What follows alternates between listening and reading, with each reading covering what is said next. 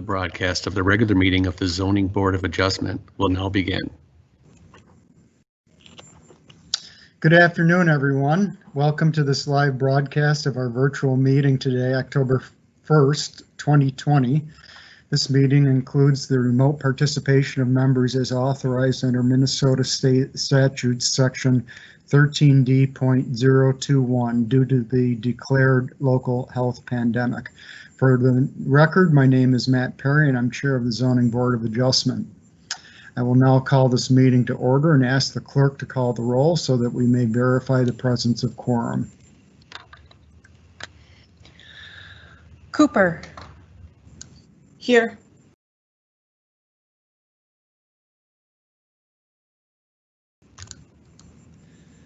Finlayson. Aye. Hutchins. Here. Johannesson. Aye. Ogiba.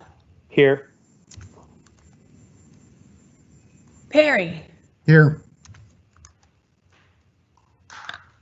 Sandberg. Here. Softly.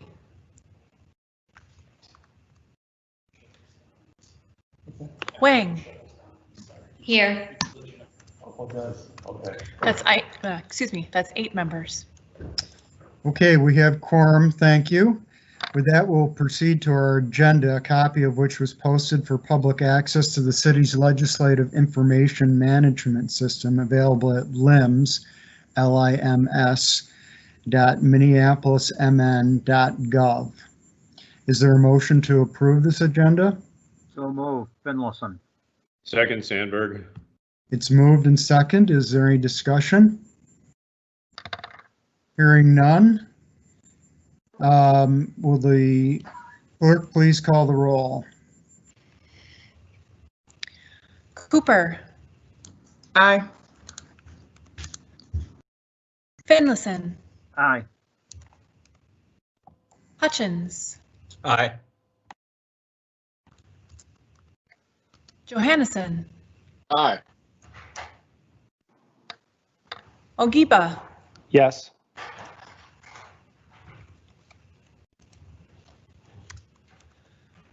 Perry. Aye. Sandberg. Aye. Wang. Aye. That's 8 yeas. That motion passes and the agenda is approved. On to approval of actions from last time's meeting. I believe all the board members have seen a copy of the minutes from the September 17th, 2020 Zoning Board of Adjustment meeting. Is there a motion to approve? So moved. Finlayson. Second, Sandberg. It's moved and second. Is there any discussion on the motion? Seeing none, will the clerk please call the roll?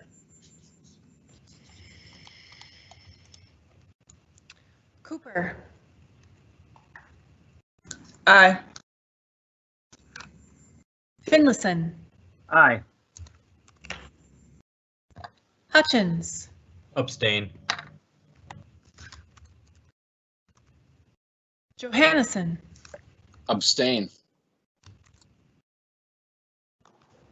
Ogiba. Yes. Perry. Aye. Sandberg. Aye.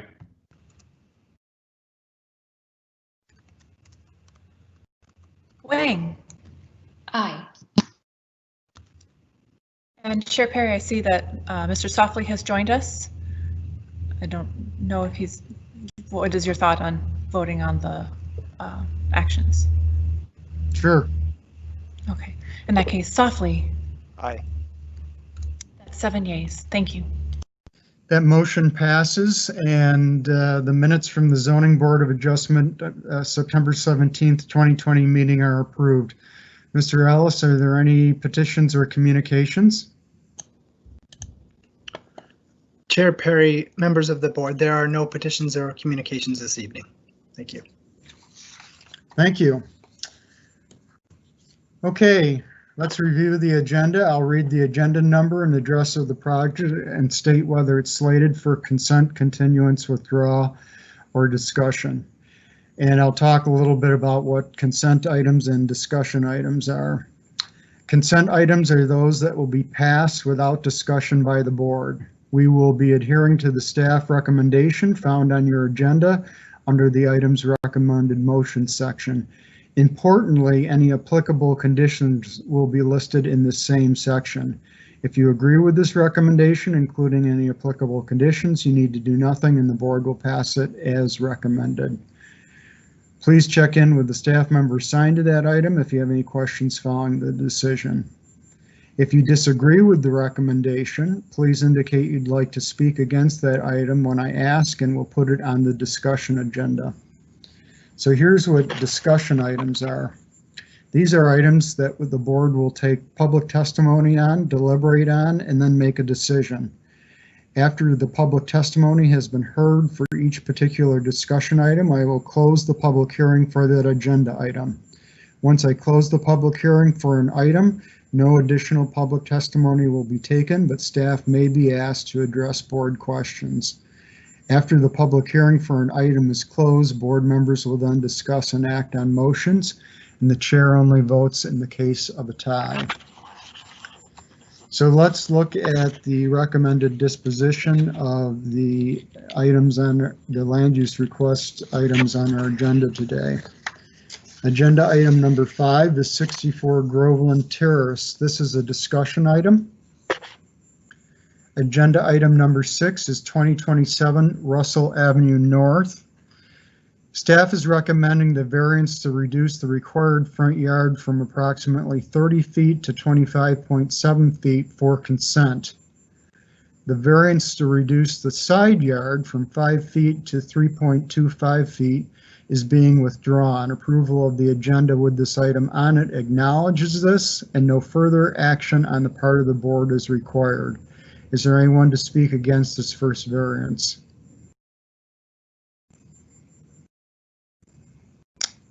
I hear no one. Agenda item number 7 is 3916 Blaisdell Avenue. Staff is recommending this item for consent. Is there anyone to speak against this item?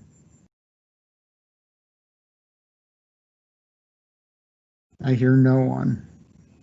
Agenda item number 8 is 2800 10th Avenue South. Staff is recommending this item for consent. Is there anyone to speak against this item?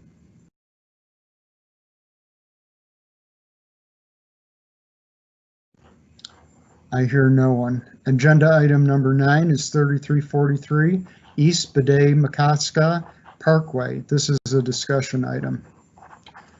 Before we go on to the consent agenda, I do have a question of agenda item number 6. I don't want to take it off consent, but Ms. Roman, could you go through the math on the, just explain the math and how it figures in for the firewall considerations for the properties involved?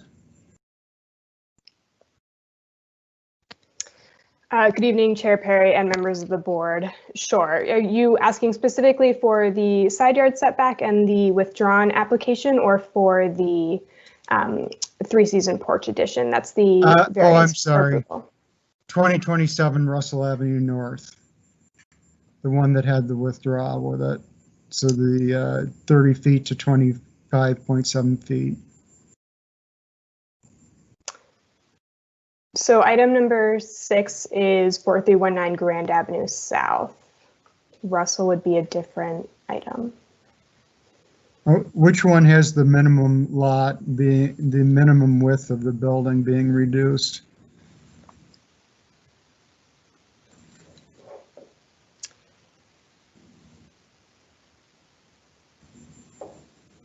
Oh, I see.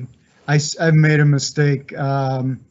It's 3916 Blaisdell.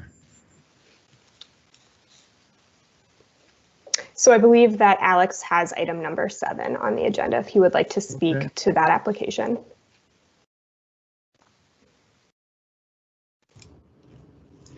Thank you, Chair Perry and members of the board. To go into that issue a little bit, the net effect of that firewall separation requirement comes from a building code requirement. It isn't specific to the zoning code, but city staff from Construction Code Services issued a building code interpretation in April 2018. And again, the net effect of that is a 15-foot separation between the existing sidewalls of the structures, which are primarily on the adjacent properties, but each one encroaches a portion onto the subject property. And that 15 feet includes essentially 10 feet from those primary building walls of the existing structures to an imaginary property line, so to speak, and then an additional 5-foot separation from that imaginary property line to the exterior walls of the proposed structure on this subject property. Okay, thanks for that clarification. And you brought up another point. 2027 Russell Avenue North was agenda item number 6 that I said was 2027 Russell Avenue North was in fact from last time's meeting. It's 4319 Grand Avenue South that is being has the one item on consent, and then the other one that is being withdrawn. So I just want to have that for the record corrected, the 4319 Grand Avenue South. So let's visit our items on consent. They are that item that I just spoke about, agenda item number 6, number 7, and number 8. Is there a motion to adopt these items on consent? So moved. Finlayson. Second, Sandberg. It's moved and second. Is there any discussion on the motion? I see none. Will the clerk please call the roll? Cooper. Aye. Finlayson. Aye. Hutchins. Aye. Johannesson. Aye. Ogiba. Yes. Sandberg. Aye. Softly. Aye. Wang. Aye. That's 8 yeas. So that motion passes, and what that means is if you were here for those agenda items, 6, 7, or 8, your land use requests are approved. Good luck with your projects. Thanks for dialing in. So let's move on to our discussion items. And the first one is number 5, 64 Groveland Terrace. Mr. Kohlhaas. Thank you, Chair Perry and members of the board. Could we pull up a copy of the slides that staff had submitted for this item? To start, just providing a little bit of context, this item is a request for 3 variances. First is to develop on a steep slope in the Shoreline Overlay District.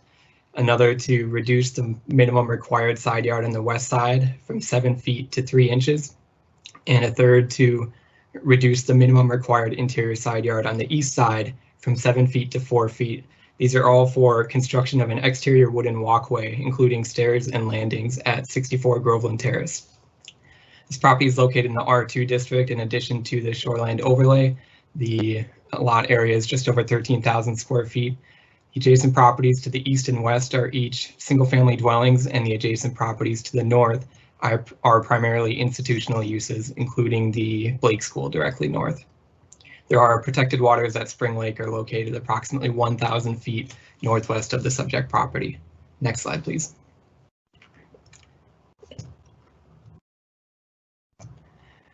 This is a survey of the property submitted by the applicant. As you can see, it's primarily developed with a single-family dwelling and an attached garage. At the bottom, you can see the street, Groveland Terrace, to the south. And there's a driveway that leads from that street towards the garage and parking area behind the house. The rest of the subject property to the north of that rear driveway primarily consists of a vegetated slope, as well as a detached porch or gazebo just in the north side of the driveway. The rear of the property is a steep slope is defined in the Shoreland Overlay District as having an average slope of 18% or greater for a minimum horizontal distance of 50 feet and a minimum vertical distance of 10 feet. I apologize, as I did find a few typos in this section of the staff report, so I do want to provide the correct figures here as follows. And these are the details of that steep slope. So on the subject property, the greatest extent of that slope runs from a high elevation of 867.1 feet. This is at the east end of the retaining wall along the driveway, to a low elevation of 829 feet just outside the northeast corner of the subject property. This is a horizontal distance of 87.6 feet for an average slope of about 42.5%. The slope calculations on other portions of the rear yard yield similar results. Next slide, please. This is just an aerial photo showing the subject property. Again, you can see Groveland Terrace in the bottom, and that vegetated slope is the green area on the north portion of the subject property. Next slide. Again, another aerial photo, this time with a better view of that rear yard and the slope. Next slide. Here I have a series of photos provided by the applicant, and this one is taken from the driveway just on the north side of the house, and shows on the left side you can see that that detached porch or gazebo, which has been on the subject property since at least the 1980s. In the background, you can see the back of the driveway in this case has a retaining wall which extends about 2 feet above the surface of the driveway. And on the far side of that retaining wall is a drop of about 9 feet to the ground below. Next slide. Another photo, this time taken from the upper levels of the house itself, looking towards that rear yard. You can see a lot of these same improvements and a better view of the vegetation on that slope. Next slide. So this is looking north and taken just on the west side of that detached gazebo. This is an existing set of wooden stairs and landings, which is the only access point from the top of that retaining wall from the driveway itself to the actual top of the slope itself. And again, these appear to have been in this location since at least the 1980s. Next slide. It shows the same steps, but just taken from the other side and showing the bottom. Next slide. So this is taken from about the same location as the last photo and is looking towards the west. And you can see that block retaining wall, which is not the same retaining wall as the one that's holding up the driveway. But this portion of the subject property is very near to the adjacent property to the west. And per the applicant's survey, the bottom of these stairs is set back approximately 1.9 feet from the shared lot line. But there is a portion of one of the upper landings that encroaches 1.7 feet onto the neighboring property to the west. Next slide.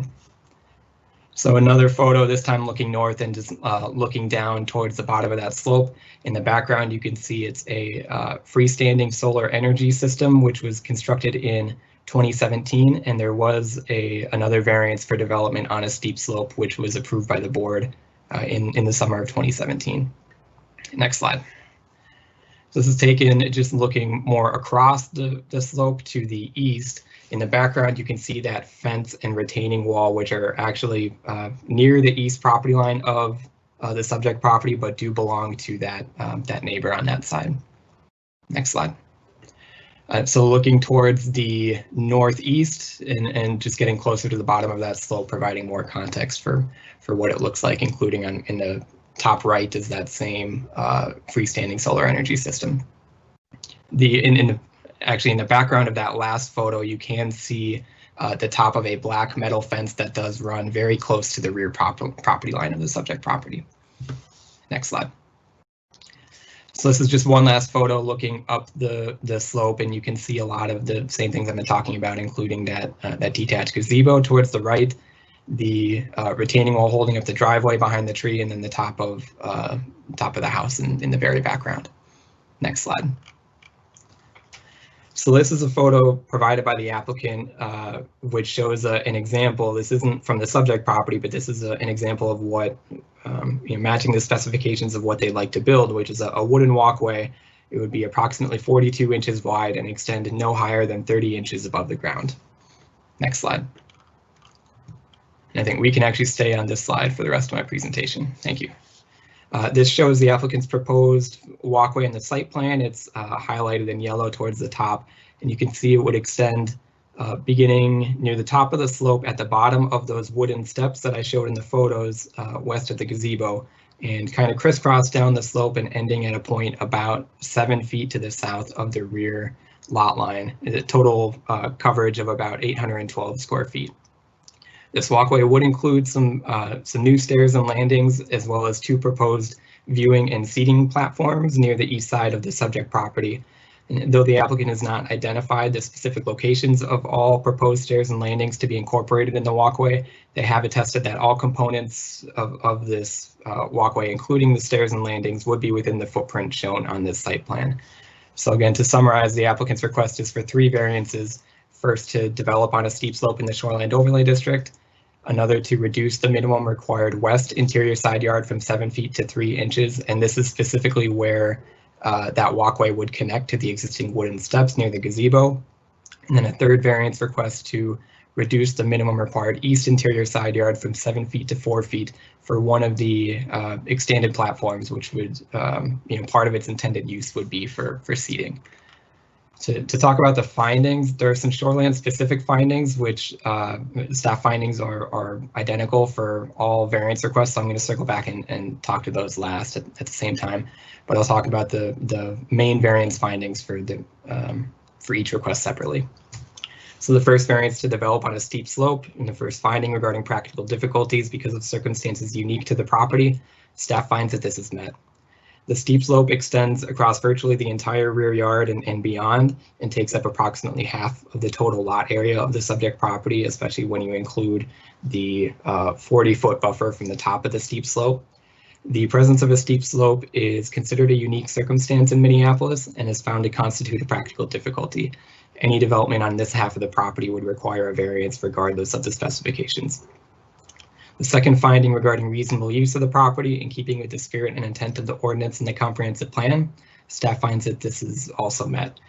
The spirit and intent of the ordinance regarding steep slopes in the Shoreland Overlay District is to preserve and enhance the environmental qualities of surface waters and the natural and economic values of shoreland areas, to provide for the efficient and beneficial utilization of these waters and shoreland areas, to comply with state law requirements regarding management of shoreland areas, and to protect the public health, safety, and welfare.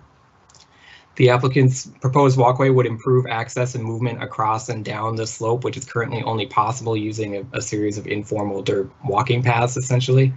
And the walkway would mitigate potential for future erosion by concentrating, that pedestrian movement on the walkway itself and decreasing direct disturbance of the slope. The third required finding regarding essential character of the locality or potential for injury, staff finds that this is met. Again, the proposed walkway would improve the experience of users of the subject property by providing a stable, dedicated path across and down the slope. And considering the location of the walkway and its height above grade, it should not increase views to neighboring properties beyond what is already possible or what is already visible from the subject property. And though portions of the walkway may be visible from the adjacent properties to the north due to the orientation of the slope, it should not be visible from the public street along Groveland Terrace due to the existing slope, vegetation, and structures. The second requested variance, to reduce the required interior side yard on the west side from 7 feet to 3 inches. First finding regarding practical difficulties, staff finds that this is met. The portion of the applicant's proposed walkway within the required side yard in this case would again connect to that existing wooden stairway on the west side of the gazebo, which is the only existing access point from the actual sloped portion of the yard to the rest of the subject property above that driveway and retaining wall. Again, that gazebo and stairway appear to have been in place since at least the 1980s, and this is well before the applicant's purchase of the property in 2015 and before the adoption of the city's current zoning ordinance. And the second finding regarding reasonable use of the property, in keeping with the spirit and intent of the ordinance and the comprehensive plan, staff finds that this is met. The spirit and intent of the ordinance regarding required yards is to provide for the orderly development and use of land, provide separation between uses and minimize conflicts among land uses, and provide light, air, and open space. Again, the proposed use would improve access to the different portions of the yard, and staff finds that the applicant's proposal is reasonable considering it would utilize that existing access point between the different areas of the subject property. Furthermore, this portion of the property where that existing wooden stairwell is, where the new walkway would connect to, this area is already effectively separated from the neighboring property due to the existing slopes, vegetation, and retaining walls, and these features would not be changed or modified as part of this project.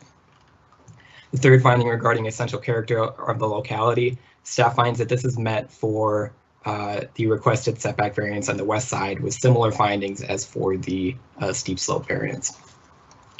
For the third requested variance to reduce the required interior side yard on the east side from 7 feet to 4 feet, the first finding regarding practical difficulties, staff do not find that practical difficulties exist in complying with the ordinance, which would support the request to construct an expanded platform, including a seating area within the minimum required side yard on the east side.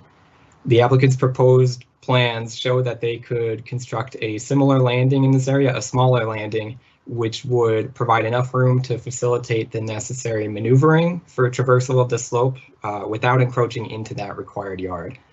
The applicant's proposal also presently includes a separate viewing platform located approximately 12 feet south or further up on the slope, which is located entirely outside of all required yards. And there are other areas on the rear yard adjacent to the rest of the proposed walkway and outside of required yards where the applicants could expand other portions of the walkway for viewing or seating platforms without the need for additional variances. The second finding regarding reasonable use of the property in keeping with the spirit and intent of the ordinance and the comprehensive plan, staff finds that this is also not met. So though the applicant's general proposal to improve access and viewing opportunities is generally reasonable, staff do not find that an expanded landing or seating area is a reasonable use within a required interior side yard, considering the spirit and intent of the ordinance regarding required yards as previously described. The zoning code designates some permitted obstructions within required yards, and that includes for balconies, decks, or patios within a required front, corner, or side yard only. These balconies, decks, or patios are not permitted obstructions within a required interior side yard, which is a proposal here, as those areas are nearby adjacent properties and generally have a greater potential for impact on those adjacent properties. The code does separately allow walkways or landings as permitted obstructions within required interior side yards, but these typically only apply to ground level walkways or stairs leading directly to a building entrance, and not necessarily for a sort of larger walkway that doesn't lead directly to the building in this case. So again, the staff does not find that the proposal for an expanded landing in the required yard is in keeping with the spirit and intent of the ordinance in this case. The third finding regarding essential character of the locality or potential for injury, staff finds that the proposed variance would not alter the essential character of the locality, which is primarily residential with semi-private rear yards for outdoor seating and gathering and viewing, and it would not be detrimental to the general health or safety. But again, this staff does find that the proposed variance in this case has increased potential for impact on that adjacent property to the east compared to other portions of the proposed walkway just due to the proximity. And now to circle back and talk about those shoreland specific findings, again, the staff findings for these are identical for all requested variances. So the first one regarding prevention of soil erosion and other pollution of public waters, both during and after construction. There are portions of the slope which would be disturbed during construction, particularly for installation of footings, but the overall effect of this project should reduce the long-term soil disturbance and potential for erosion by providing a hard surface walkway down the slope as opposed to the existing dirt pathways that are being used. The applicants have already installed some other minor improvements to the slope as part of a long-term erosion control strategy, and these other minor improvements like silt fences and a dry creek bed, there's no variance required for those. Staff recommendation does include conditions that the applicant provide and follow an erosion control plan demonstrating best management practices. The second shoreland finding regarding the visibility of development from protected waters. The property is already effectively screened from Spring Lake by existing topography, vegetation, and structures. The applicants are proposing some light vegetation removal for construction of the walkway, but the proposed project will not substantially increase the view of the property from protected waters. The finding regarding watercraft does not apply as there are no watercraft proposed under this project. The finding regarding existing development within 500 feet of the proposed development. This is met by the existing house, garage, gazebo, retaining walls, and other improvements on the subject property and nearby properties. The finding regarding that the foundation and underlying soils are adequate for the proposed development. Again, the applicants are proposing cement footings to a depth of 42 inches, and they have retained an engineering firm to design the walkway and footings, and the applicants attest to the suitability of the slope condition and soil type of the property, considering the proposed construction methods and materials. For the last shoreland finding regarding the danger of falling rock, mud, uprooted trees, or other materials, the applicants have chosen the proposed footprint of the walkway specifically to avoid some of the larger existing features, including trees and retaining walls. The applicants are proposing to remove some light vegetation for construction of the walkway itself, but they are also proposing to replant with appropriate species, again, as part of their broader erosion control strategy. And this should mitigate any potential for falling materials or erosion from the project. So in conclusion, staff recommends approval of the applicant's requested variance to develop on a steep slope in the Shoreline Overlay District and reduce the required west interior side yard from 7 feet to 3 inches, subject to the conditions listed in the staff report. However, staff recommends denial of the applicant's requested variance to reduce the required east interior side yard from 7 feet to 4 feet. And I'm available for questions if need be. Thanks for that presentation, Mr. Kohlhaas. It was very detailed and thorough. Are there questions of staff? Yes, Mr. Johannesson. Thanks, Chair Perry. Thanks for your presentation, Alex. I have a question, and I guess part of I'm wondering is why do we interpreted the west side, which is inside of the setback, but then we didn't want to give them the east side? And is it because the west side is already there from the 80s? That part I don't get, because when I look at the photos, it looks to me like where the 6x8 platform 2 would be, given within the setback. It looks like the neighbor's retaining wall and fence is quite a bit higher, and I don't see how that's visible versus your argument on the west side. Thank you, Chair Perry and Board Member Johannesson. On the west side of the subject property, where the existing stairs and landings are on the west side of that gazebo, that's the only existing access point up and down from that. There's that retaining wall that runs along the north side of the driveway, and that stairwell is the only existing access point. And staff recommendation or staff findings are that the use of that portion of the property is primarily just for the actual pedestrian access. It's less likely to have sort of congregation, for lack of a better term, or people kind of hanging out on that portion of it, as it is the connection there is to sort of facilitate the broader connection from the two different portions of the property.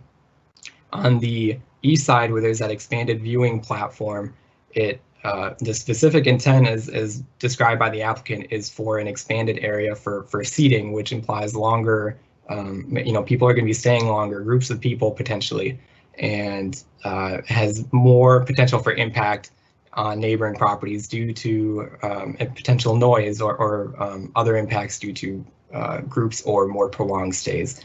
And so that was the difference for staff in making a recommendation to support the variance for the setback on the west side, as opposed to recommending denial of the variance on the east side.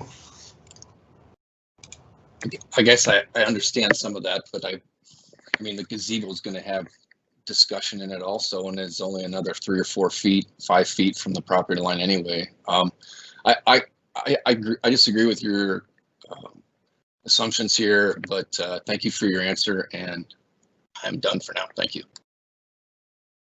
Any other questions of staff?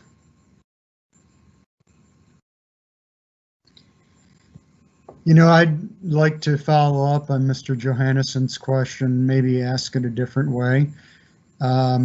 What are the unique aspects you're saying there aren't any unique aspects on the east side. What's the unique aspect again on the west side, Mr. Kohlhaas? And thank you, Chair Perry. Staff finds that the location of that existing set of wooden stairs and landings, which was built to accommodate access from the top of the retaining wall to the bottom, and has been in place since at least the 1980s, according to photo evidence that was provided by the applicants. And so well before the applicants purchased the property and well before the adoption of the city's current zoning ordinance, that location of the existing development is the practical difficulty in staff finding. All right, thank you. I don't see any more questions from board members. So with that, I will open the public hearing. Is the applicant present? Mr. Landner?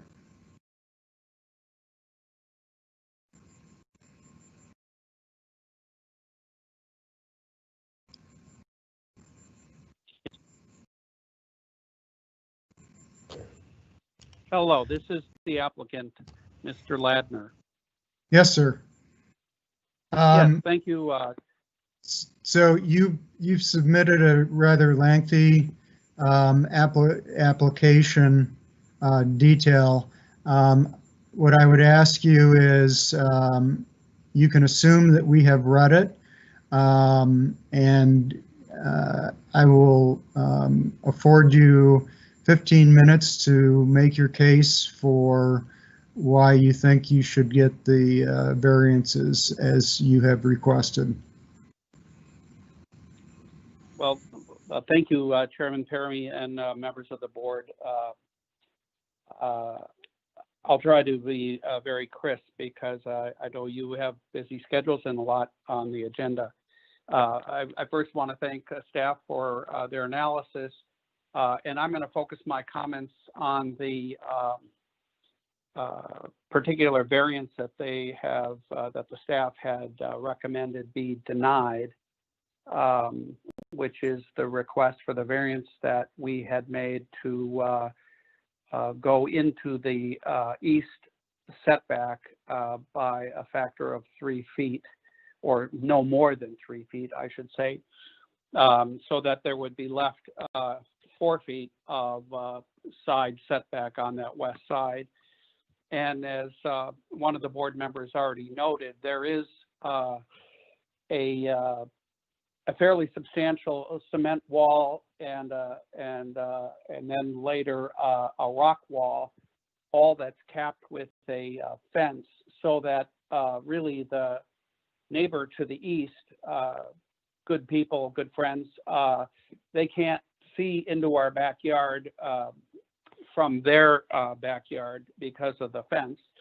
And when my wife and I bought the property in 2015, what had happened over the years is really a buckthorn forest had developed, and a lot of buckthorn in there, which I took out about 300 of that invasive species in the summer of 2017. And then my wife, as we have explained in the submission, we looked to put in a native, a natural garden and try to take out the noxious plants that are in there. The main concern, or the reason we wanted to encroach into the setback on the east side, is because if we shorten up and pull out of that setback, that gives us a shortened length of traverse across the hill. And as you heard from Mr. Kohlhaas, there's it is a fairly steep hill, and we wanted to see about getting as much traverse length, both in a direction first to the east and then later going to the west, so as to take up some of that distance. We think that if we are required to pull the proposed viewing platform and hence other pieces of the boardwalk into the to the west further, that we'll lose some of that traverse, and it'll actually sort of crunch the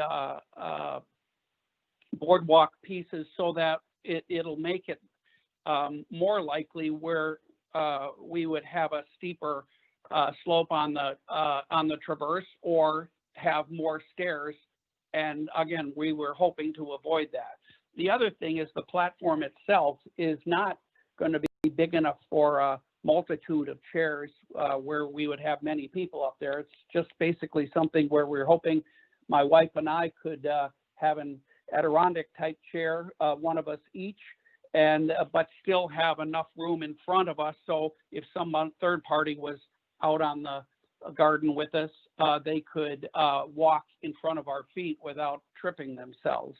And so the platform itself is really only 6 by 8, and we would be planting other natural vegetation all around the backyard, you know, including the places where we've removed a lot of the noxious and non-native weeds, and so the garden will flush out over a period of years and really be a wonderful space. What we're trying to do, as we said before, create a space for birds and pollination and really make a beautiful place, you know, kind of a park-like place in the backyard, because otherwise it's hard to come up with much else to do with it. And so I'm happy to answer questions that any of the board members might have, but I really, our concern was primarily having the right access and a safe access, and also trying to prevent erosion. And we were concerned by pulling in from the east setback up that we would kind of exacerbate some problems, and we didn't want to do that. All right, well, thanks for that testimony. Mr. Kohlhaas, I have a question of you before we open it up to other board members. The variance request is to reduce the required side yard to 4 feet. Is that correct on the east side? And Chair Perry, members of the board, that is correct.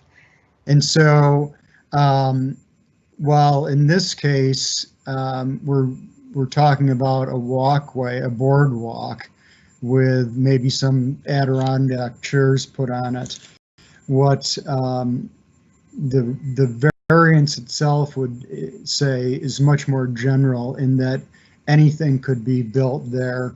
I shouldn't say anything, but it's more than just a boardwalk that could be built within that required yard that we have, if we were to approve it, that we have reduced. Is that correct? Chair Perry, members of the board, I believe that's correct, and I apologize if I'm misunderstanding your question, but we couldn't necessarily get into the level of detail of how many chairs they have on this platform, but the request is for this platform, which, as the applicant stated, would measure 6 feet by 8 feet, and that's what the request is for. And now what they place on that platform, such as chairs or plantings or other matters, are not necessarily something that we can change after the fact, if that answers your question. So what we're really doing, if we were to approve this, just both for the Mr. Ladner and for the public listening, is we would be approving a variance that would be reducing that required side yard setback to 4 feet and allowing things that normally would be prohibited in the side yard setback to be built there, not just this boardwalk. It happens to be the boardwalk that the applicant is interested in building with some chairs on it right now, but it's a broader allowance than what we're talking about in the specific. So I just wanted to draw that out and make sure we were all on the same page on that. So with that, I would ask if any of our board members had questions of Mr. Ladner.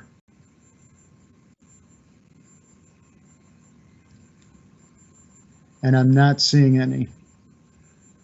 So thanks for that testimony, sir. Thank you. I think you are the only person on the phone for this item, for item number 5. And so, is there anyone else? Just to make sure there isn't anybody else who's come online since we began the discussion. Chair Perry, we have no other registered speakers for this item. Okay, so let's close the public hearing. Board comment?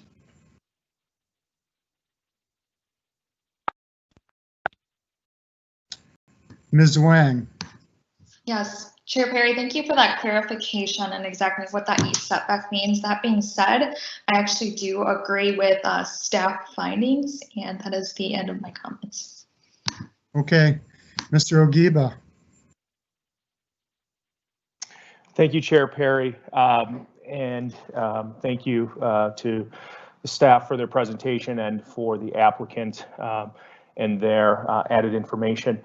I actually disagree with staff findings on this and believe what has been presented to us and what is truly practical on this property would allow for granting of a variance to the side yard setback on the east side of the property. A couple of the things that note from a practical difficulty standpoint, this slope itself is extremely steep, and it is extremely covered in vegetation in this particular area. So concerns about what could possibly be built there, I feel are significantly mitigated by the property itself. And looking at it, this isn't a standard lot. This isn't a standard flat lot that could have a lot of things on it. The property itself it would be limiting to what could be on there and what could be covered by various other portions of the code. So that itself gives me no pause or no concern. From a practical difficulty standpoint, I think that the applicant made a good case for why this had to be put on the east side this way. The only way to traverse and go across this steep slope, you have to start from the west and move to the east. And in order to make a turn down, in order to best utilize the property and to do that safely and securely in kind of the most organized manner, I believe what they've presented is accurate. So I think the practical difficulty in not only the steepness of the slope, but the location of the existing gazebo in the backyard causes for this one direction, if you will, for this boardwalk to go and for them to be able to go from that standpoint. You know, knowing the neighborhood and knowing the other, the area around, there are a number of other very well kept, very well designed gardens and various other ingenuitive uses of these properties that people have come with. I think what the applicant has done is reasonable, and I think fits within the neighborhood as well. Thanks for those comments, Mr. Ogiba. Mr. Sandberg. Yeah, thank you, Chair Perry. I tend to agree with staff findings on this. I understand why the west side is a unique characteristic because of the existing structure there and the stairway and the gazebo doorways that need to be avoided. The east side this is new construction. I think the fact that if an extra set of steps a few steps was required in order to move the viewing platform, nobody that's going to use this area is going to get there without going down some steps anyway. So I think staff called it correctly in that with new construction, a variance is not justified. Thanks for those comments, Mr. Sandberg. Mr. Johannesson. Thanks, Chair Perry. I agree with Board Member Ogiba, obviously, and I think they're doing the best they can to make this property usable and very enjoyable. And I believe the less amount of stairs that we build is the less amount of piers that will disrupt the area. And I really just don't see, with the difference with the wall and the fence above and the difference of elevation between their property and their neighbors to the east, I don't see it as being troublesome to me. Okay, thanks for those comments, Mr. Johannesson. Would anybody else like to comment?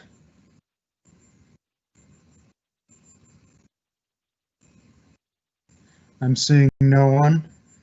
I would entertain a motion from someone. Mr. Ogiba?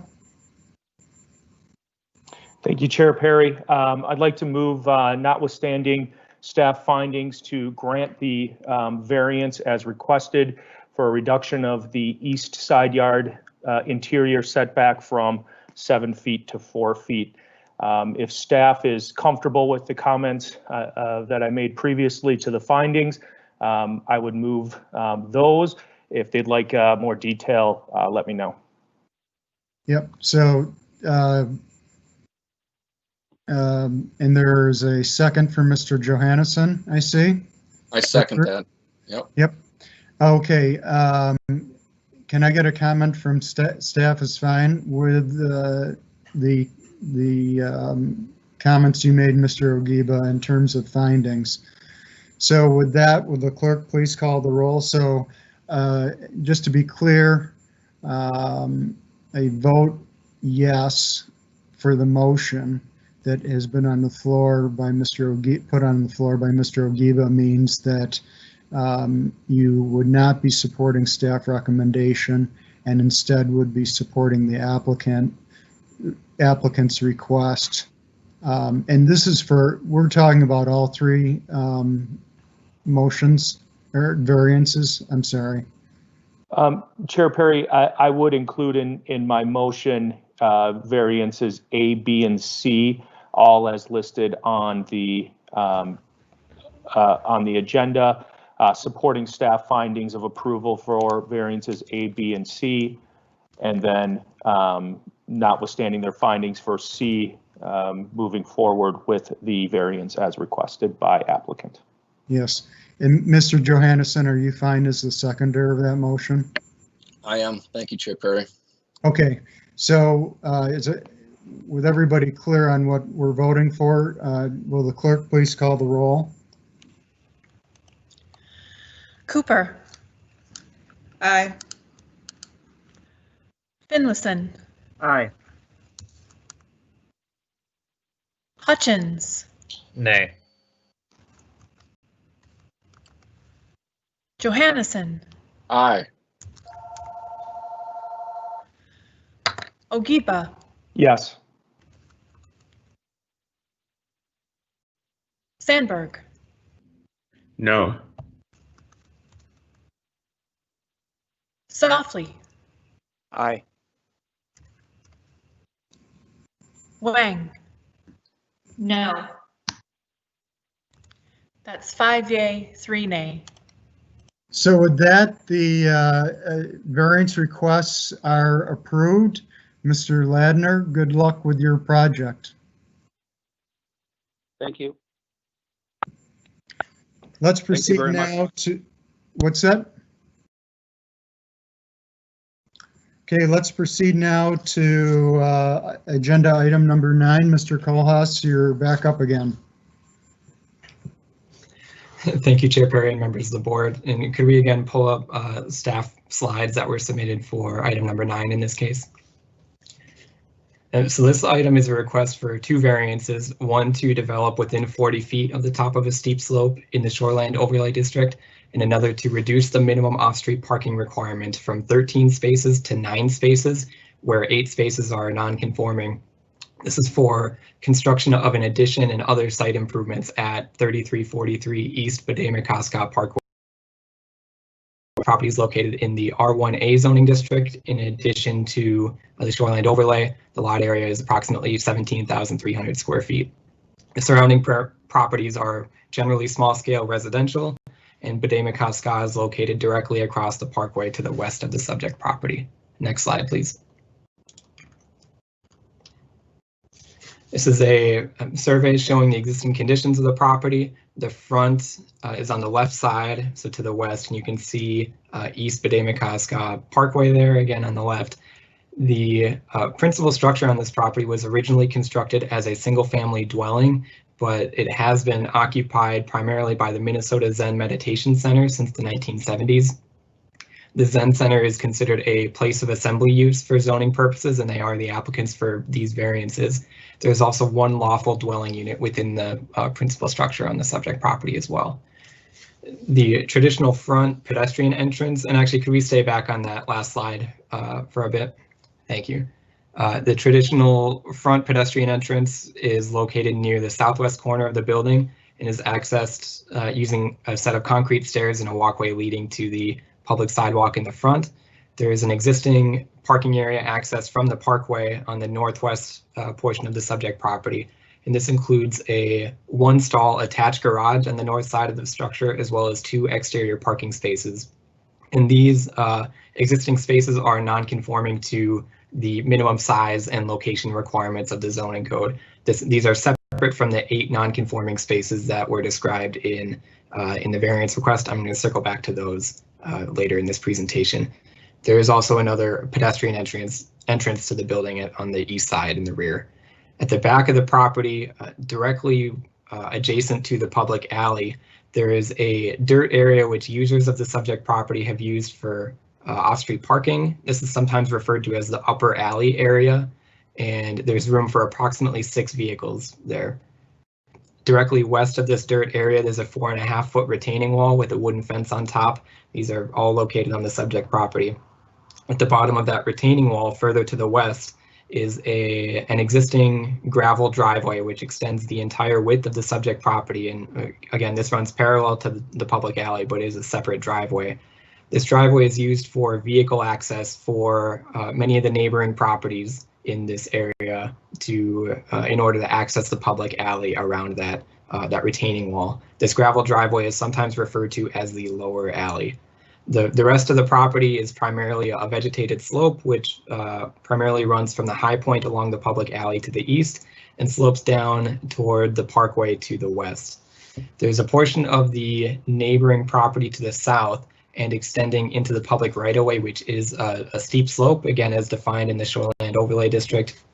This land having an average slope of 18% of greater with minimum rise and run requirements. As it relates to the subject property, the steep slope in this area has an average slope of approximately 19.9%, and the existing front entrance for the Zen Center is approximately 37 feet from the top of this steep slope. Next slide, please. Again, I have a series of photos just to show some of these features on the property. This is that existing front pedestrian entrance with the concrete stairs and walkway at the southwest corner of the Zen Center structure. Next slide. This is taken from the parking area towards the front, and it's facing south. You can see the attached garage, and on the left side is one of those non-conforming parking spaces I mentioned. Next slide. Here's another shot showing the rest of that front parking area. Next slide. This shows directly east of that front parking area. It's a significant portion of the rear yard, which is, again, a vegetated slope with some walking paths and other minor improvements. Next slide. So this is taken from the east side of the public alley behind the subject property, and it is looking towards the Zen Center building you can see in white in the background. In the foreground, it's a little hard to tell here, but there is a cement area kind of in between these 2 sets of trash bins. That cement area is the public alley. On the far side of that is the dirt area, which I mentioned is typically used for parking by users of the Zen Center. And on the other side of that, you can see a wooden fence, which is on top of that retaining wall I mentioned. Next slide. This just shows that lower alley I talked about, or what's referred to as the lower alley. It's that gravel driveway that extends along the width of the subject property towards the rear. And again, this is entirely on the subject property, but is primarily used by users of adjacent properties. Next slide. This shows the existing floor plan for the main level of the Zen Center building. You can see the existing front entrance in the bottom right. The main level primarily consists of the existing Zendo room, which is a meditation room, as well as overflow spaces for the Zendo and a kitchen. Next slide. This is the proposed site plan prepared by the applicants. The orientation of this sheet has changed, and now the front, or the west, is towards the bottom and north is to the left. So you can see that the proposal is to demolish that existing attached garage on the north side of the structure and construct a new addition which would be 766 square feet and would function as an expanded Zendo room. There would also be finished basement level space below, including exterior access. The applicants are also proposing to construct a set of wooden entry stairs and landings for that existing entrance near the southwest corner of the building, or on the bottom right of this sheet. And they would also reconstruct that front parking area with the revised parking layout. Other interior and exterior renovations are proposed, including main level restrooms, some accessibility improvements, and a wooden trash enclosure near the alley. So to summarize the variance requests, the first one is a steep slope variance similar to the last agenda item. As previously described, that new wooden front entry stairs and landings would be within 40 feet of the top of a steep slope, so therefore a variance is required for that proposed development. To summarize, the parking variance is a little bit more complicated, so I'm going to try to go over what factors into that briefly.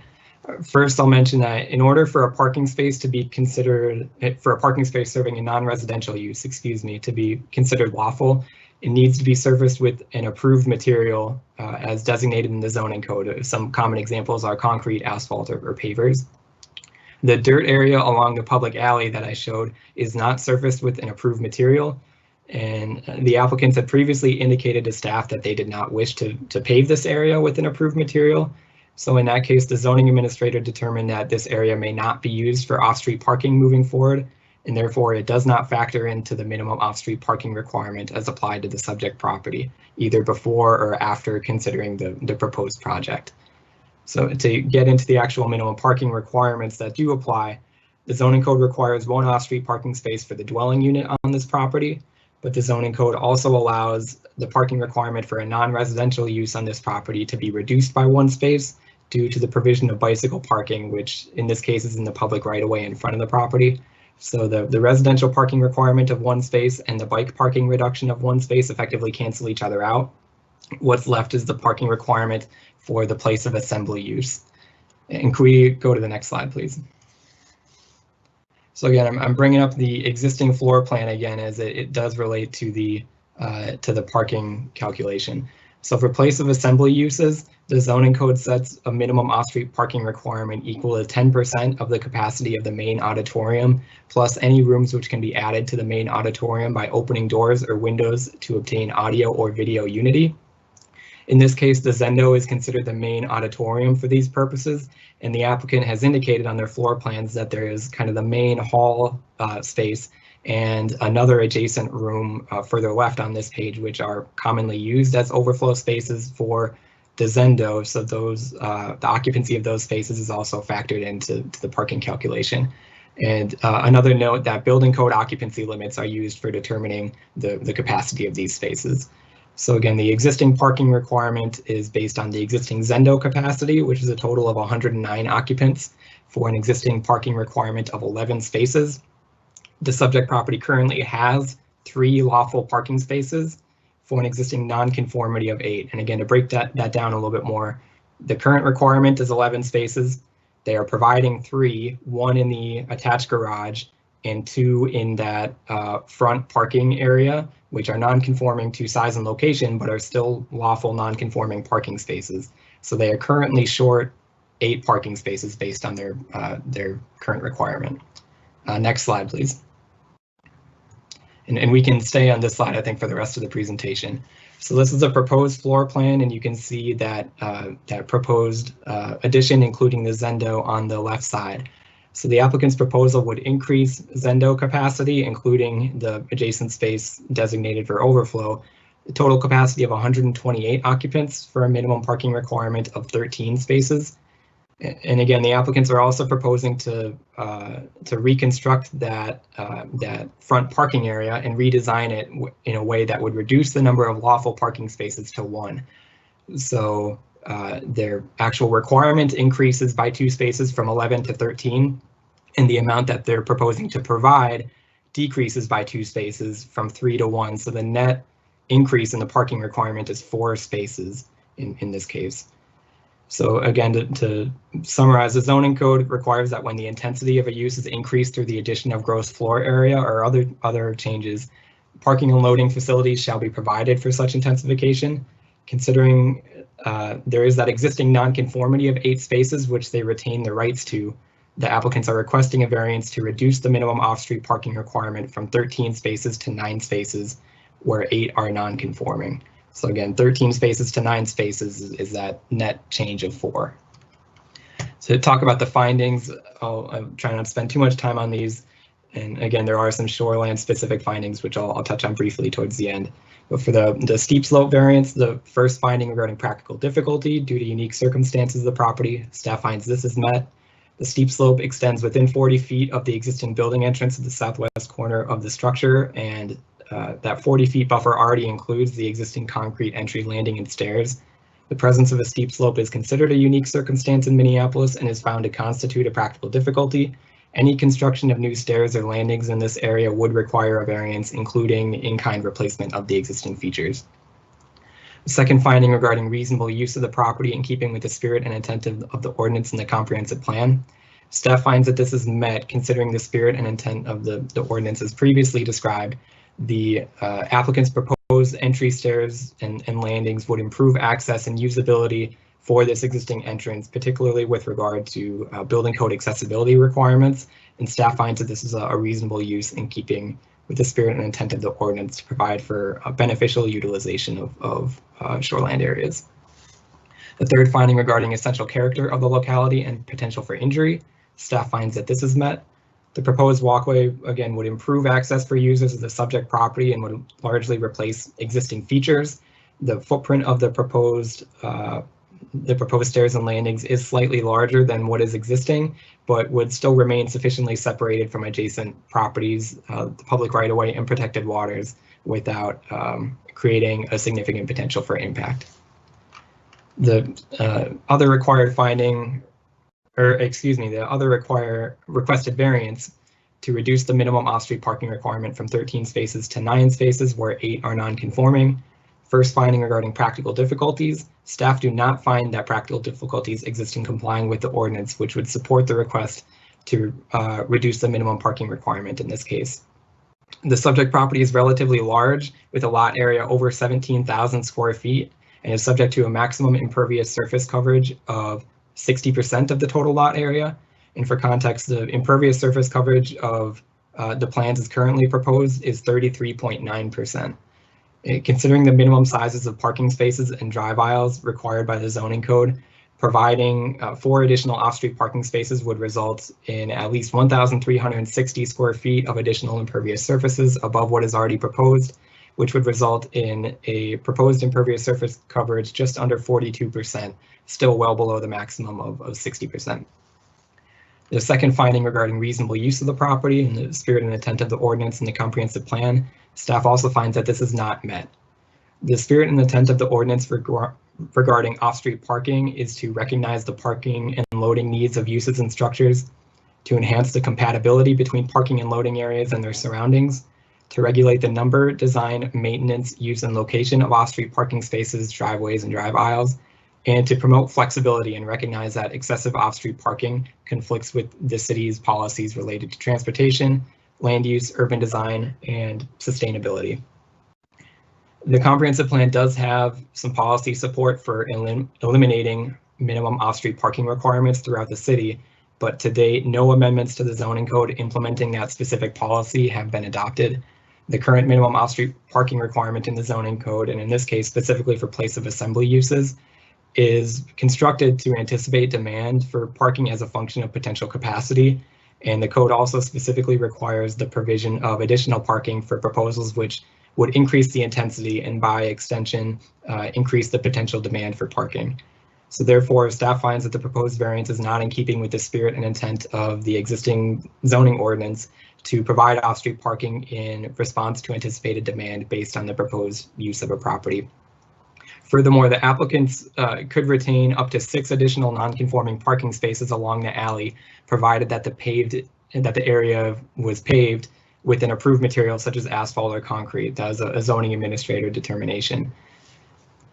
The third required finding regarding essential character of the locality and potential for injury, staff finds that this is met. The portion of the property north of the structure where the parking changes are proposed This area is already used for off-street parking, and the proposed improvements would increase the overall accessibility of the property, including other changes beyond the actual parking area itself.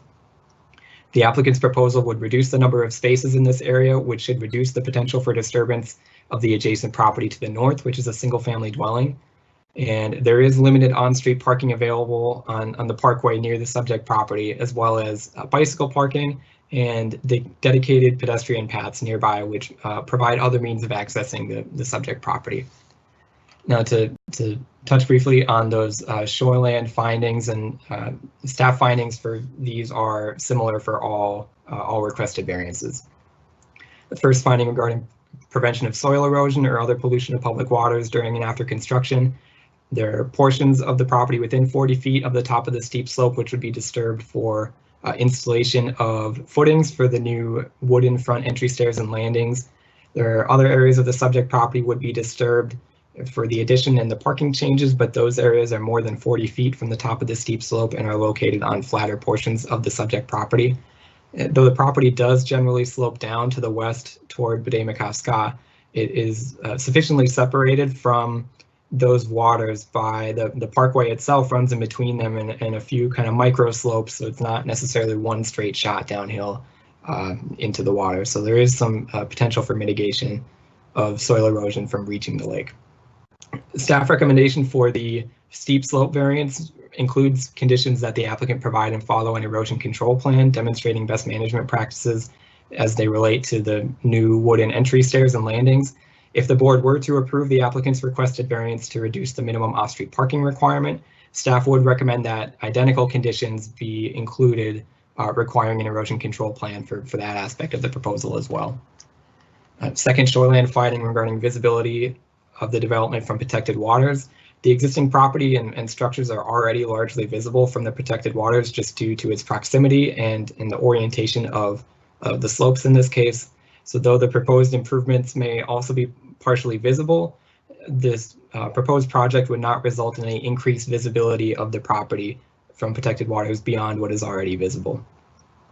The third finding regarding watercraft, this does not apply as there are no watercraft proposed as part of this project. The finding regarding existing development within 500 feet of the proposed development, this is met by the existing structures on the subject property and beyond. The finding regarding foundation and underlying soils being adequate for the proposed development. The applicants are proposing concrete footings, and again, the applicants attest to the suitability of slope conditions and soil type of the property for the proposed construction methods and materials.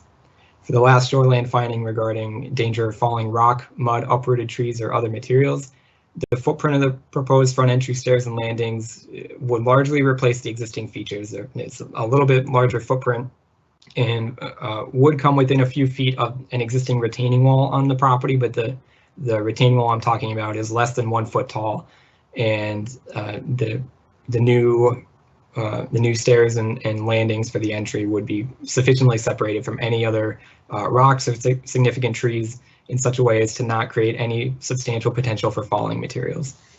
So in conclusion, staff recommends approval of the applicant's requested variance to develop on a steep slope in the Shoreline Overlay District, subject to the conditions listed in the staff report. However, staff recommends denial of the applicant's requested variance to reduce the minimum off-street parking requirement from 13 spaces to 9 spaces, where 8 spaces are non-conforming. And I'm available for questions if needed. Thank you so much, Mr. Kohlhaas, for your presentation. Again, like the previous one, quite detailed and lengthy, but I think that was very helpful. And we'll see if board members have questions of staff. And I think both Mr. Johannesson and Mr. Ogiba have questions. So Mr. Johannesson, you go first. Thank you, Chair Perry, and thanks again for your presentation.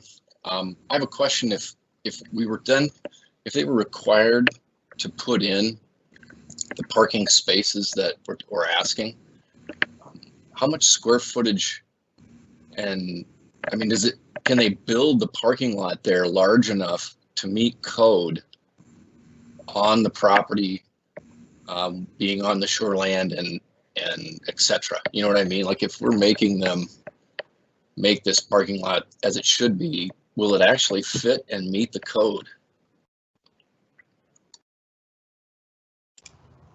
Thank you, Chair Perry and Board Member Johannesson. Is it possible to pull up, I'm looking for a slide number. I think this is slide number 10. That's the proposed site plan. I don't know if we can pull that up just to take a look at. To answer your question, staff finds that it is possible to provide the required parking spaces to meet the code requirement. And again, the way that parking requirement is formulated is a little bit complicated. The net result is that they only need to provide 4 additional parking spaces. And I believe to provide those 4 spaces, as well as the additional drive aisle space that would be necessary for something like this. And actually, I think I was looking at either maybe the slide before or after this, but again, providing that additional parking space would be about 1,300 square feet or so, if I recall correctly, and so they would be well below their maximum impervious surface requirements for this property. They have about 20% of the overall lot area that is still buildable from a lot coverage perspective. There are some setback requirements that apply to off-street parking spaces as well, especially I think on that north side, they have some setback requirements of somewhere in the 7 to 8 foot range, I believe. I apologize that I don't recall the exact number off the top of my head, but staff does find that there is enough room for them to provide. Again, the requirement is just for 4 spaces because that's the net change that they're creating as part of this proposal. All right, thanks. I just think of a 9 by 18 parking space and what's the drive aisle, 12 to 18 feet, so. All right, it sounds good. Thank you. Okay, thanks for that question, Mr. Johannesson. Mr. Ogiba. Thank you, Chair Perry. Thank you, Mr. Collas, for your presentation. My question is around, you used the term a place of assembly, or the use as a place of assembly, and I'm not as familiar with that particular use. Can you describe that in a little bit more detail to specifically what the definition of that would be? I may have a second part to that depending on the answer to that question. Thank you, Chair Perry and Board Member Ogiba. I'll read the definition from this is Chapter 520 of the Zoning Code. A place of assembly, and also the title here also has comma, religious institution is defined as a church, synagogue, temple, mosque, or other facility that is used for prayer by persons of similar beliefs, or a special purpose building that is architecturally designed or particularly adapted for the primary use of conducting on a regular basis religious services and associated accessory uses by a religious congregation. I think I had mentioned in my presentation that the Minnesota Zen Meditation Center was established at this property in the 1970s, and that includes establishment as a place of assembly use at that time. Great, thank you. That's very helpful. And then my second question is in regards to the requirements for parking. If I understood your presentation correctly, the capacity of the equation you used was based on the capacity of the place of assembly, and then a net equation that led to the number of spaces that were required for the property. Is there any consideration given to any public parking that off-street public parking that is not on property for a place of assembly use? And thank you. Thank you, Chair Perry and Board Member Agiba. There is no provision of the zoning code that allows for a reduction of the minimum off-street parking requirement or the parking requirement on the actual subject property based on the availability of nearby on-street parking in the public right-of-way. Staff findings did sort of take that into consideration just regarding, I think it was for the reasonable use of the property, because there are some other options, including, along the parkway, there isn't always on-street parking available, but there is in this case, but that can't be factored in for a formal reduction of the parking requirement as applied by the zoning code specifically. Great, thank you. Thanks for that question, Mr. Ogiba. Mr. Sandberg. Yeah, thank you, Chair Perry and Mr. Kohlhaas for your presentation. Did I understand you correctly that if the applicant were to pave the dirt area adjacent to the alley that is currently used for up to 6 parking spaces, that they would consequently meet the parking requirement? Chair Perry, Board Member Sandberg, that is correct. Again, the zoning administrator had determined that, and to provide a little bit more context, the space, or that dirt area adjacent to the alley is on the subject property, and there is room for approximately 6 vehicles there.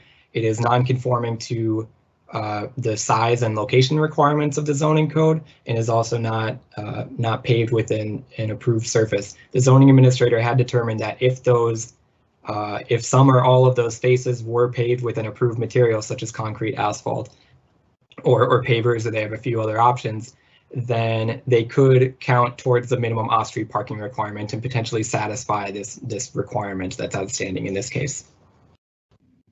Thank you. Thanks for that question, Mr. Sandberg. Anybody else have a question of staff? I see no one. So with that, I will open the public hearing and see if we have the applicant online who would, and if they would like to give testimony.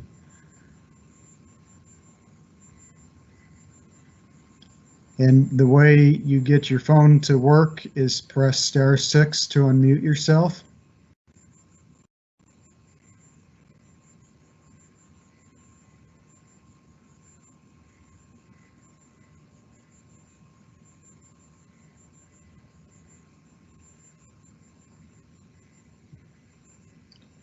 Is the applicant present?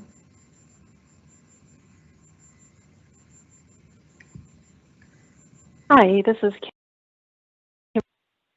Hi, this is Ted O'Toole, co-guiding teacher of Minnesota Zen Meditation Center. And we're expecting Wayne Moskowitz, who's the chair of our building committee, to make a presentation. Wayne, are you here today?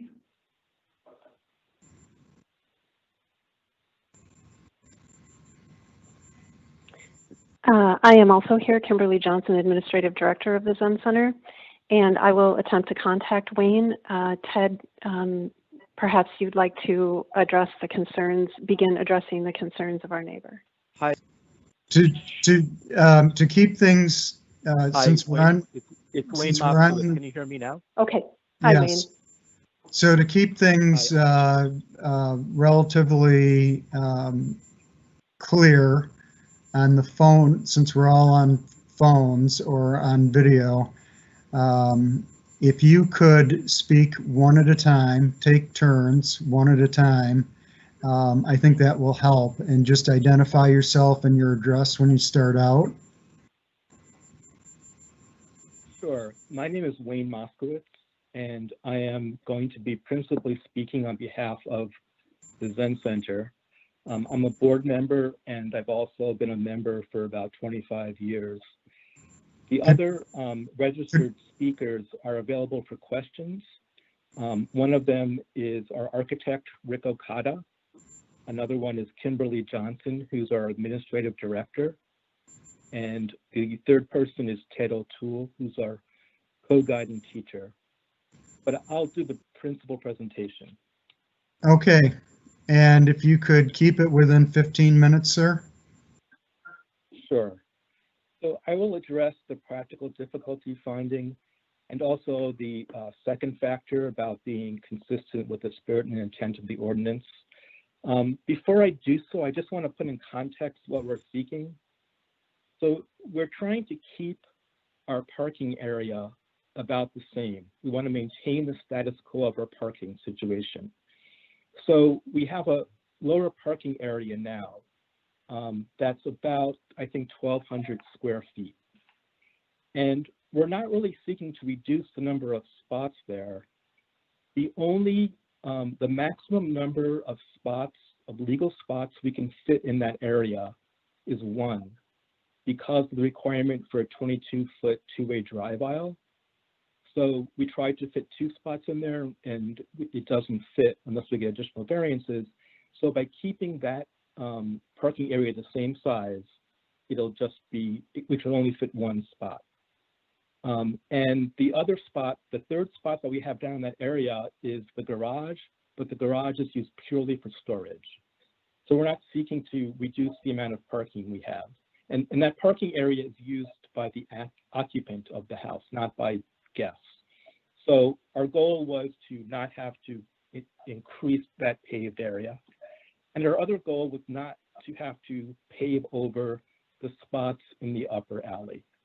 We want to keep the same amount of parking space available without increasing the paved area across from Bede-Makaska.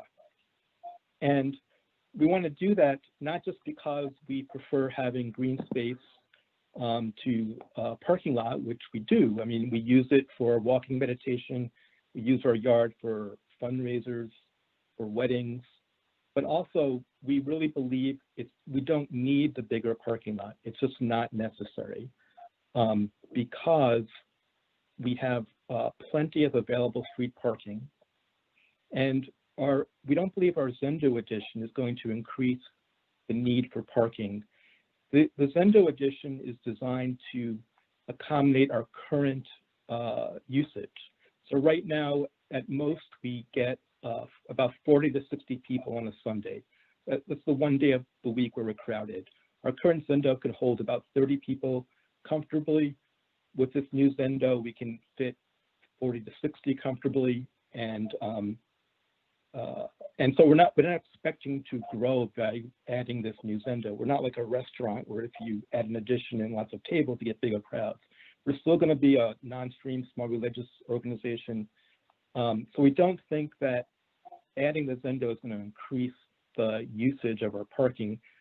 And it's certainly never going to come close to the 99 people that the regulations calculate would fit into this new Zendo, because we only get 60 at most. Also, we sit on cushions, so we can't fit as many people in. But moreover, even if we did have some more usage, there is still plenty of street parking, and so our membership thinks we really don't need additional parking. And just to be clear, it's not just us that don't want this. Literally, no one wants us to pave our yard or pave our alley. No one wants us to build a large parking spot.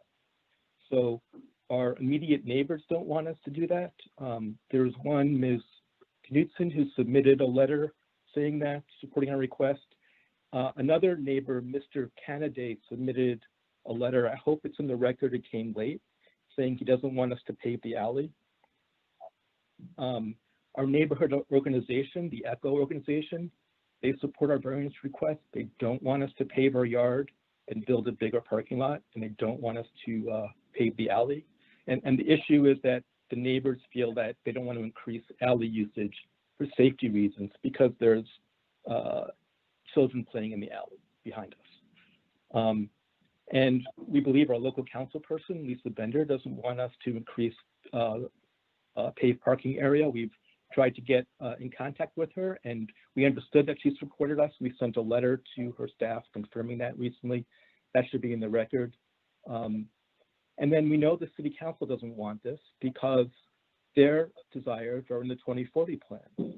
And having us build a big lot here or a bigger lot here would be contrary to the public interest that's set forth in the 2040 plan. And it's true, we could fit a larger parking lot in there. To us, the parking lot that would be required would be extremely large. So maybe it would not exceed the maximum amount of impermeable space, but it would double our current parking lot. It would be bigger than our Zendo addition. It would be really a terrible thing if we had to tear up our green space to build a parking lot. And you know, our staff has been very helpful to us throughout this process, but I respectfully disagree with their finding that we haven't shown practical difficulties. And they're looking at it as there's no practical difficulty because you can just build a big paved parking lot. And that's true. We could just pave over a big chunk of our yard and make a parking lot. But I think that's not the right way to look at practical difficulty in this context for two reasons. One, it ignores a dictionary definition of difficulty. And then more importantly, it ignores the state law definition of practical difficulty. So first, I'm going to talk about the dictionary definition, which if you Google difficulty, the Google dictionary says it's the state or condition of being difficult, which isn't helpful. But then it defines difficult as one is needing much effort or skill to accomplish, which is the usage that staff is using, like how hard is it to do this? But then its secondary definition is characterized by or causing hardships or problems. And when you look at it that way, having us pave over our yard causes a lot of hardship and problems. And not just for us, but for our neighbors or neighborhood organization in the city. So it's problematic.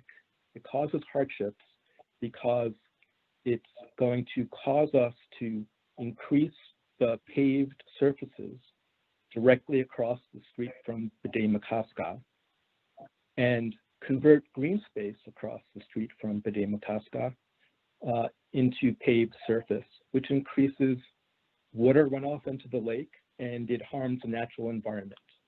And this is a problem because it's contrary to public policy. And there are 4 public policies in the 2040 plan that this violates. Policy 74 about integrating water management into development. One of the action steps is to minimize the extent of paved surfaces. So this would violate that policy. Policy 73 about stormwater management, about managing natural areas in and around surface waters. An action step is to encourage and require reductions in amounts of impervious surfaces. And then policy 13 about landscaping, require landscaping in conjunction with new development that complements its surroundings and enhances the built environment. So the action steps are encouraging larger planting areas, promote landscape areas that include plant and tree types that address ecological function, including the interception and filtration of stormwater. And then it says another action item is to encourage using porous pavement, but recognizing that porous pavement is not meant to be a substitute for ground level landscaping of sites, as landscaping provides both a natural amenity and aesthetic beauty to the urban landscape. And then the last policy that building the parking lot would violate is policy 97, which is to preserve and enhance public lakes and waterways.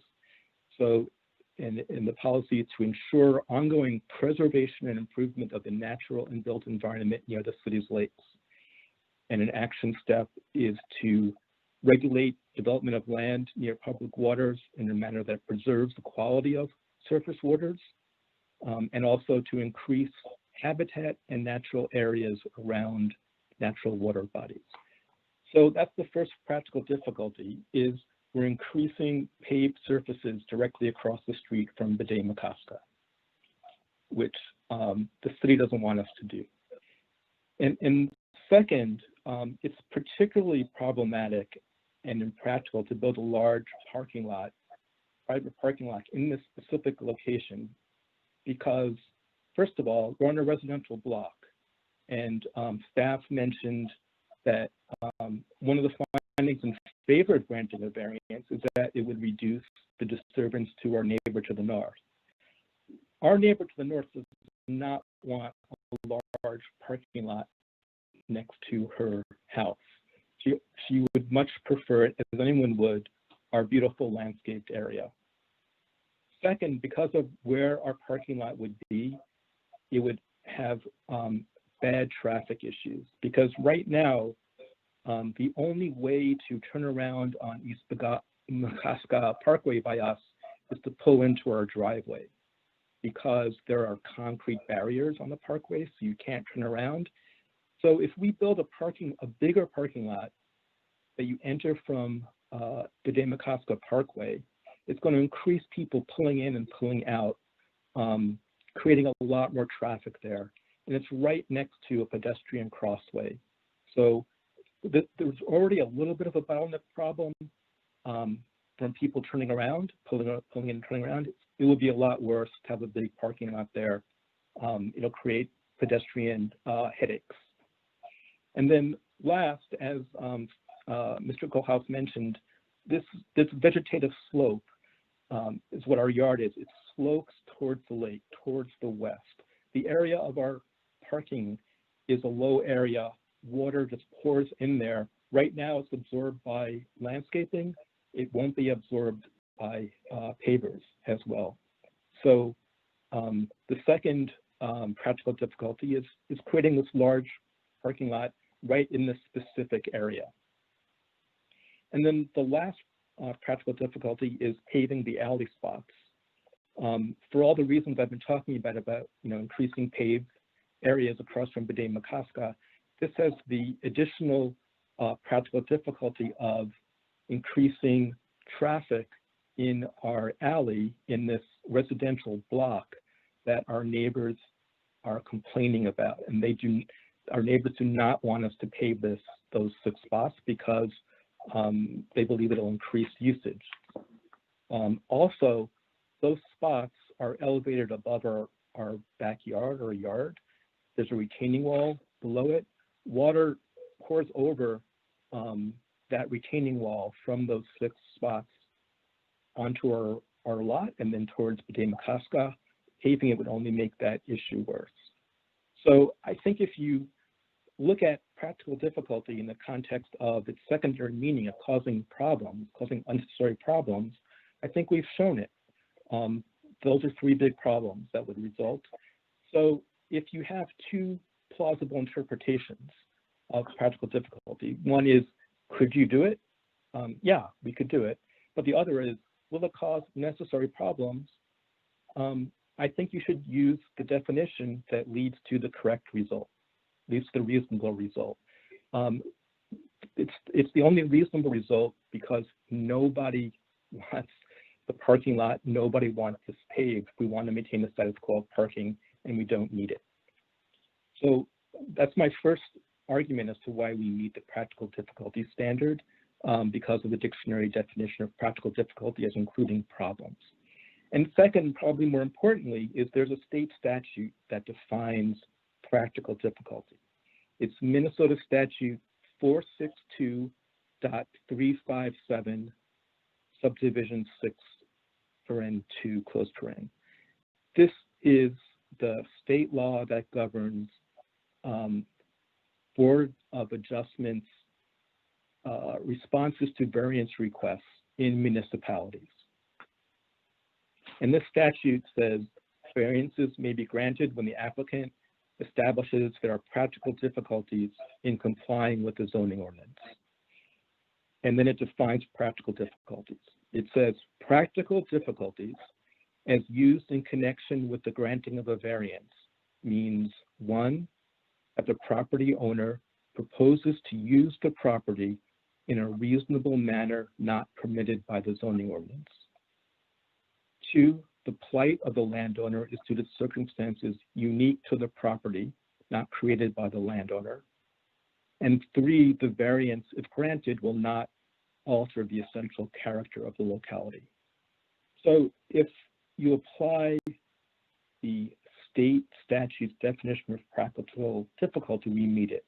We're planning to use the property in a reasonable manner, not permitted by the zoning ordinance. It's reasonable because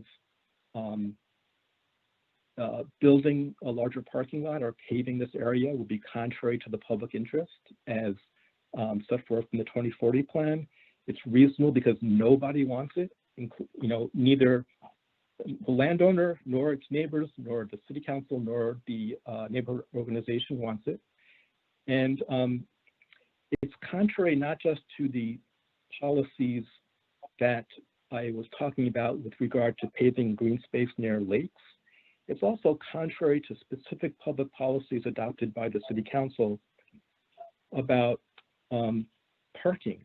They don't want increased parking lots. So policy 6 is to regulate land use and site design, to prioritize walking, then bicycling and transit, and last, motor vehicle use. And the action step, it's not just eliminate requirement for off-street parking minimums. The action step is also discourage the establishment of and minimize the size of surface parking lots. So what we're trying to do is consistent with what the city wants us to do. So yes, the city hasn't amended the variance, amended the parking ordinance yet, zoning code, but that doesn't mean what we're doing isn't reasonable. It doesn't mean we have to have blinders on and not take into account what the city said our public policy is. And then lastly, there's a public policy number 16 about addressing the environmental impacts of transportation, which is to reduce the impact of using cars and phase out fossil fuel vehicles. And so an action step is to disincentivize driving.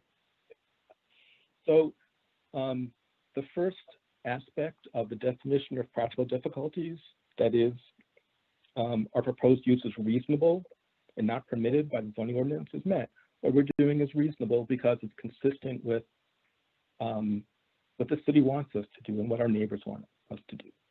And then the second aspect of the state's definition is the plight of the landowner is due to circumstances unique to the property, not created by the landowner. Well, this is due to our location across from Bedame-Makaska on a residential block. It's not due to anything we've done. And then the last aspect of the state statute's definition of practical difficulty is the variance, if granted, will not alter the essential character of the locality. And the staff has made this finding on page 9 of the report, and we agree with it. It's true. So we've made, I believe, a showing of practical difficulties if you look at the state statute definition and if you look at a dictionary definition. And by going through the state statute's definition of practical difficulties, we've gone through the 3 required findings in the Minneapolis Code. For the most part, there's just one additional point I need to address. So the first part about practical difficulties we've talked about. And Mr. Moskowitz, yes. You've been speaking for quite a bit. I need you to wrap it up. Okay. The last point is we believe the spirit and intent of the parking code is met because the spirit and intent is set forth in the purposes, which are recognize the parking and loading needs of uses. And we don't need this parking. Second, to enhance the compatibility between parking and loading areas. Well, turning green space into parking isn't compatible. And then last, to promote flexibility and recognize that excessive off-street parking conflicts with the city's policies. So that's what we're asking for flexibility and to recognize city policies. And staff's approach is basically the parking ordinance sets forth how much parking is needed. So you're asking for less than that, so you're not in keeping with the spirit and intent of the ordinance. I don't think that's the proper way to look at it, because whenever you're trying to seek a variance, you're not complying with what the code thinks that you need. So with that, thank you for your indulgence in listening to me, and that's all I have to say. Thanks for your testimony. I will just point out something before we see if anybody else would like to speak, or if board members have questions of you, that we are not a policy-making body. So what we have to work with, notwithstanding your statements about us complying with a policy guideline document, which is the master comprehensive plan. But we have to look at what the ordinance is today, and that's what Mr. Kohlhaas was saying, is that the parking ordinances are what they are today, and as the Zoning Board of Adjustment not being a policy-making body, we have to work with the code as it is, whether we like it or not. So with that, I would say, are there any questions of Mr. Moskowitz?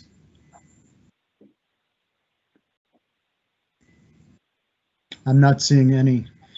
Would any of the other speakers like to speak? And if you could keep it short, please. Yes, this is Ted O'Toole. Yes, I'd like yes, to briefly address. I would like to briefly address 3 ways in which I think our property is unique. Some of them Wayne referred to. One is that we're the only property, except for one other, among this group of houses on the east shore of Bidet-McCoska that has a driveway entering into Bidet-McCoska Parkway. So we're different from our neighbors in that way. That's not of our making. Also, the topography of our lot is unique, so that all of the water comes down to right where a parking lot would have to be and result in water rushing right into storm drains. So that is a way that we're definitely different from our neighbors. And also with regard to the alley, we have both an upper and lower alley, and that's certainly unique. I think it affects 4 or 5 houses on our block. It's actually a residue of the old streetcar system, but that's a third way in which I think our property is unique. Thank you for your patience. Okay, would anybody else from that would like to speak for this application?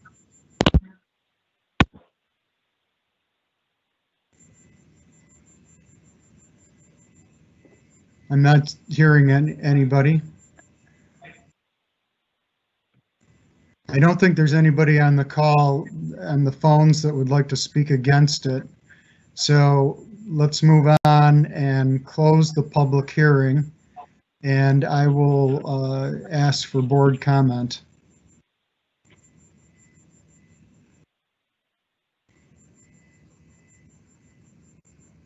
Any board comment?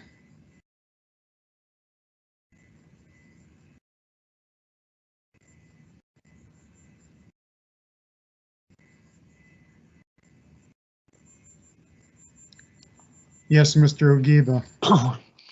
Thank you, Chair Perry, and thank you again for the testimony there from the applicant. I have to admit I'm struggling with this one. It seems from the information as laid out by the city that there's certainly a need, given the use and specifics of this property, for the additional parking at the space.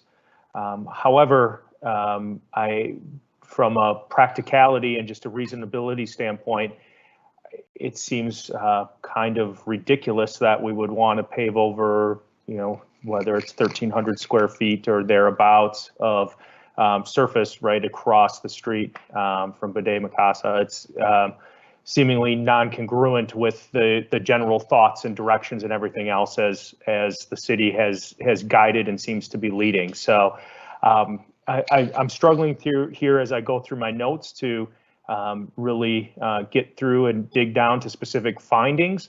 Again, but I'm also in my head having trouble finding directly for the city and having the belief that that is indeed the right approach to this. However, absent the ability to find those or commit to those findings, I guess I don't know yet. So I'd love to hear more comment from fellow board members. Thank you, Mr. Ogiba. I will just point out again for the public and for my colleagues, We represent the city, so we are the city at this point. In the case of an appeal, you would again be working with the city council, where they would then be acting as the city. But right now, we are the city. Mr. Sandberg. Yeah, thank you, Chair Perry. As I understand the situation here, I think the applicant has an opportunity to bring some of the currently used spots up by the alley into conformance and meet their requirement for not requiring this variance. So with that understanding, I guess I would support staff recommendation that they find a way to do it. I think the applicant is talking about paving over green space within their front yard or right off the street, but I think they already have a fairly easy approach to achieving parking conformance. So I would support staff recommendation unless I'm convinced otherwise. Thanks for the comment, Mr. Sandberg. Mr. Hutchins. Thank you, Chair Perry. I just want to kind of echo what Mr. Sandberg said, Board Member Sandberg. Just to remind everybody, people are already parking in the gravel upper alley. And if it were to be paved, they talk about the current water runoff goes into their back lot over the retaining wall. If it was adequately concreted or paved, it could be sloped so that it was put into the alley and brought into the storm sewer system, thus negating the fact that it's running into their back yard, for better word. And just a question for staff, maybe somebody can clear it up for me. What happens if when this project is completed, we allow the variance and it changes hands, the applicant no longer holds it, and we allow them to have no parking? Does that variance transfer hands once it's done? I assume so, but maybe staff can clear me up on that. So thank you. Sure, and if staff could address that question. Thank you, Chair Perry and Board Member Hutchins. If there were another change in the use of the property, for example, changing from what now we consider to be a place of assembly to new ownership, a totally different use separate from place of assembly, then we would have to reevaluate their proposal and apply the current parking requirements that would apply at that time of change, similarly to what we're doing now. If the Minnesota Zen Meditation Center were to leave this property and another place of assembly use were to establish here, such as a church or a mosque or a synagogue or other religious institution, then they could potentially retain the same rights that would be approved under this variance, specifically regarding the parking. Okay. Mr. Hutchins, do you have a follow-up comment to that? Or yeah, thank you, Chair Perry. Thank you. I just, because of that fact of changing hands between denomination to denomination, they talked about how they would not need the parking because of the type of services they provide, the square footage per occupant of the service, where other religious purposes may not have that availability of space per occupant. So the argument that, oh, well, we sit on couch cushion or we sit on cushions or pads and we take up a certain square footage per use per person, to me that doesn't carry over, because if we give this variance and all of a sudden the occupancy does go to the full load that the fire marshal would allow, you can get 4 to 5 times as many people in there legally with now even less parking than what they needed for the reduced usage that their denomination used. That's all. I just want to make the point about that. Thank you. Thanks for that comment. Mr. Johannesson. Thanks, Chair Perry. I agree with Sandberg. I think a permeable paver system that allows vegetation to grow or allows drainage on this upper area where they obviously already painted the sign, or they've already painted parking on the fence. I mean, it seems like a solution to me. So I agree with Sandberg. Thanks for those comments. Anybody else like to comment on this, these two variances? I would entertain a motion then from someone.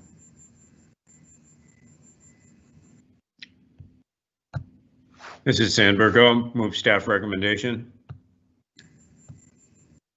Is there a second to Mr. Sandberg's motion? I saw Mr. Hutchins first seem to second the motion. So we have a motion and a second of that motion. Is there any further discussion on the motion? Seeing none, will the clerk please call the roll? Cooper. Aye.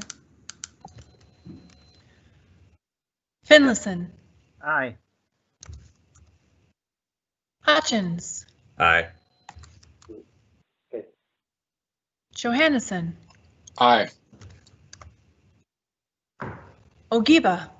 No. Sandberg. Aye. Softly. Aye. Wang. Aye. That's 7 yeas, 1 nay. So that motion passes, and for the members of the Zen Center, that means that your request is denied for the parking, but the building in the Shoreline Overlay District is approved. You can see Mr. Kohlhaas for what your options are going forward, which you can do after this meeting. So that with that, we have completed all the items on the agenda for this meeting. I'll ask members and staff if there are any other matters to come before this meeting. And I am seeing that staff is saying there's no new or old business. And so without objection, I will declare this meeting adjourned. Our next meeting will be October 15th, 2020. Thank you very much. Good night.